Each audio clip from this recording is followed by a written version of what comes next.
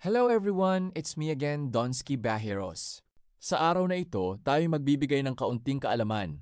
Ito ay langis ng linga o jatropha, kilala rin sa tawag na tuba-tuba, kasla o physic nut.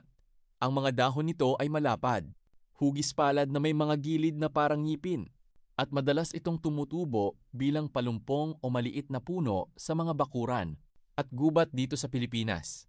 Mahalagang paalala bago ang lahat, ang buto at langis nito ay lason kapag kinain ng hindi wasto.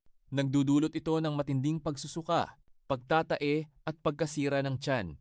Ang mga dahon ay dapat ding gamitin ng may pag-iingat at payo ng eksperto. Lalo na kung ikaw ay may CKD, nasa dialysis o may malalang karamdaman. Huwag itong gamitin ng walang pahintulot ng iyong doktor, aari itong makapagbigay ng dagdag na pasanin sa iyong bato. Mga tradisyonal na gamit at benepisyo. Ito ay karaniwang ginagamit panlabas lamang sa tradisyonal na panggagamot. Una, pampagaling ng sugat at pamamaga.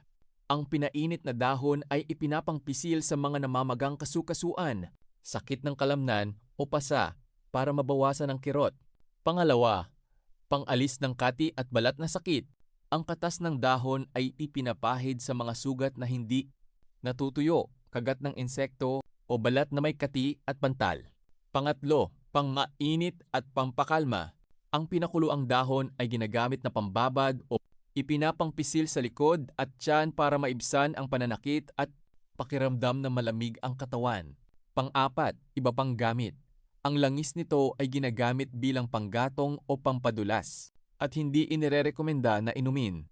Para sa mga may sakit sa bato, CKD, walang napatunayang benepisyo ang langis ng linga para sa pagpapagaling ng bato. Ang ilang bahagi nito ay maaring maglaman ng matapang na sangkap na maaring makasira lalo sa mahinang bato. Huwag na huwag itong gagawing tsaa o iinumin ng walang payo ng iyong doktor o nephrologist. Mas mainam na manatili sa mga halamang ligtas para sa bato, tulad ng banaba o buto ng kalabasa na may napatunayang pag-aaral at payo ng iyong tagapag-alaga ng kalusugan. Kung umabot ka na sa episode na ito, mga koys, baka naman pa-follow naman ang ating page dahil ang ating mga nalalaman ay malalaman nyo rin. Salamat!